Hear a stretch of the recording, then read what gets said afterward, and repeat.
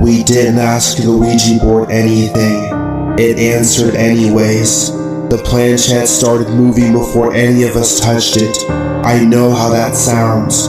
I know every Ouija board story starts with someone swearing they didn't push it. That's not what this is. My hands were still in my lap. So were Jenna's and Marcus's. We hadn't even finished arguing about whether this was a stupid idea. The board was already spelling something. Jenna laughed, sharp and nervous. Okay, who's messing with us already? No one answered. The candles between us flickered hard, bending like something had breathed on it. The room smelled faintly of burnt matches and dust. We were sitting on the floor of my flat, lights off, windows closed. It was just after midnight. Marcus's idea, because that's when it's supposed to work. The planchette slid again. Not yet. My stomach tightened. That's enough, I said, reaching forward. We haven't even. But before I could finish my sentence, the planchette snapped to the center of the board so fast it knocked the candles over. Wax split across the letters, hissing softly as it hit the floor. The room went dark, except for the faint glow from the streetlight outside. Something shifted in the corner. Not a shape, not a shadow, just a sense that the corner was suddenly occupied. Marcus swallowed. Okay, joke's over. No one laughed this time. I grabbed my phone and turned on the flashlight. The beam cut across the walls, the couch, the door.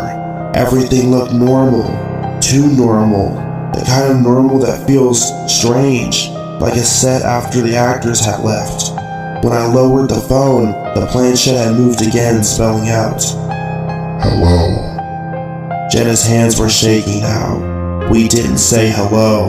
The board answered anyways. I felt a pressure in my ears like when you change altitude too fast. The air in the room went thick, hard to breathe. I became acutely aware of the sound of our breathing. 3 uneven rhythms trying to pretend they weren't panicking. Who are you? Marcus asked, his voice barely above a whisper. The planchette dragged itself slowly, deliberately, as if whoever was moving it wanted us to feel every second. It spelled out, Not who. the light on its own. The corner of the room darkened, swallowing the light. I had the sudden, overwhelming urge not to look directly at it, like my brain was throwing up warning signs faster than I could process them. What do you want? Jenna asked. The board paused, and the planchette slid in a wide, looping circle before settling on the letters, spelling out, You didn't ask. The temperature dropped, not gradually, instantly. My breath fogged in front of my face. I think we should stop, I said. You're supposed to say goodbye, right? The planchette jerked hard, scraping against the board, spelling out, Too late. The light in the flat flickered on. All of them, every lamp, every overhead light, even the one in the bathroom down the hall. In the sudden brightness, I saw something I had before. There were fingerprints on the board. Not ours. They were pressed into the wood around the planchette. Too many overlapping, some too long, some bent at impossible angles.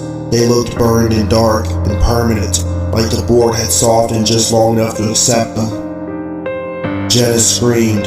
The planchette shot across the board and landed on the word Goodbye. cracking the wood beneath it. The light went out again. When they came back on, the board was blank.